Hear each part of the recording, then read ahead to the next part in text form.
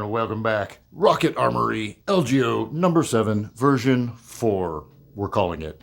So regular viewers will know this is my project gun. I'm constantly changing and evolving and improving things on this gun. It started life as an 11.5-inch pistol. Then I ooched it out to a 12.5-inch Roscoe barrel. Now we're at the 14.5-inch Faxon gunner barrel. Got it pinned and welded so I can put a actual stock on it, and all in with light and optic and everything, it is still extremely lightweight and easy to handle. Coming in right at, let's get the sling weight on there too, 6 pounds, 15 ounces, 15.4, so just a hair under 7 pounds. And that is kind of awesome. Let's take this over to the table and get a closer look, and we'll go over kind of the what's and whys. So working front to back, we've got the Sons of Liberty Gunworks Nox, and that is the chemo model, so it will accept dead air silencers. Works really well as a comp. I have it clocked to dead zero. So that they're actually set up so you can clock it to push left, or you could turn it the other way to have it push right, but you've got 2 ports. So I have them sort of venting out in a V pattern so that they're pushing straight down.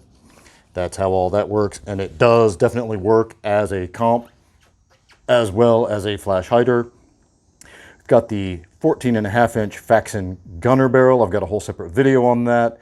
The Midwest Industries, a lightweight handguard, Emissary Development, foregrip. This thing is outstanding. I've tested a ton of different vertical foregrips, or whatever you want to call them, hand stop, finger stops. I've tried a ton of different ones.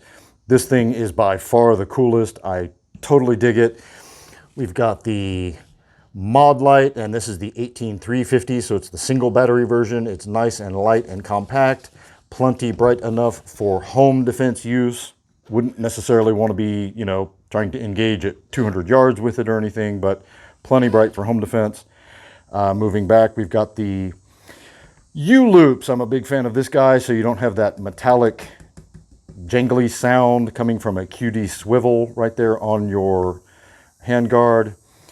Got the GBRS group, second best sling. Ran this through a class a couple of weekends ago. Definitely a big fan. I like it so far. Then sliding back, we've got the Geisley Maritime bolt catch, bolt release, and the Geisley SSA-X. Y'all, this thing, I know these are crazy expensive, but damn, it is so fine.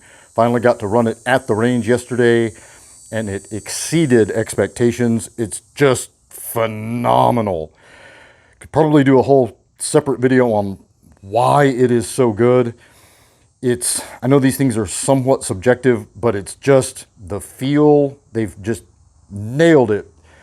The kind of hybrid between being a flat bow trigger and having a little bit of a curve. It's just outstanding, and the mechanics of it, the brake, the take-up is super short. The brake is just like absolute glass.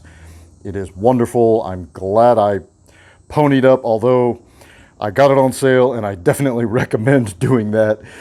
Moving up top here, so we've got the Trigicon MRO on a Reptilia mount. This is the green dot. Regular viewers will know I'm a great big gigantic fan of the Primary Arms Cyclops, and I defected from the Cyclops to give this guy a try, and I'm glad I did. It is really hard to beat the simplicity of just a dot, in this case a green dot, but just a dot versus having a reticle that's just a little busier.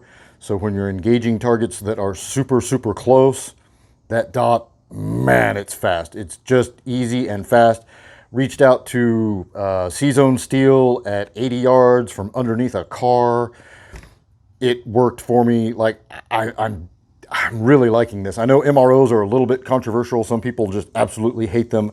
I'm really liking this so far. So your mileage may vary. I always recommend the Cyclops. I think for the money, they're outstanding and clear. And if you have astigmatism like I do, they're possibly the way to go. But again, I'm really liking the simplicity of just a dot. BCM Mod 3 grip. I really like the little tang that it gives you under here to avoid busting up your second knuckle there when handling and actually doing drills and stuff. We've got the primary weapon systems, ratcheting castle nut. I have these on all of my ARs. Big fan. Radian Raptor. Again, I have them on all of my builds. B5 Bravo, so it's not the full SOP mod, but it gives you a nice plush place to put your face right there. And then what else? What am I missing? The levers, Battle Arms Development for the safety and mag release right there. And that's pretty much the... Oh! Sons of Liberty Gunworks bolt carrier group. Just threw this in. It's a bolt carrier group. I mean, they're all going to work fine when you first put them in. So, you know, I don't really have anything to report yet, but they are reputed as being really solid performers. I finally wore out the old Toolcraft BCG that I did have in here. That Toolcraft I picked up in 2019 or 2018. And it has had a lot of miles on it. I replaced the rings, I replaced the springs, and I think maybe the extractor claw is wearing out or something, but it started giving me some fits in my last training class. So I went ahead and popped for a new bolt carrier group for this guy. So it's all coming together. Oh, the Geisley Super 42 buffer and spring kind of completes the whole system. And it is just dialed in. It is so fun to shoot. It's just an absolute pleasure. And yeah, I've got some money into it now, but I'm really happy with the way it has turned out. All right, and so that's it. I think the real takeaway from this video should be patient when you're doing a build. You're gonna burn a lot of money if you buy garbage parts first just to get it done, and then you like slowly replace them and improve them like I've been doing.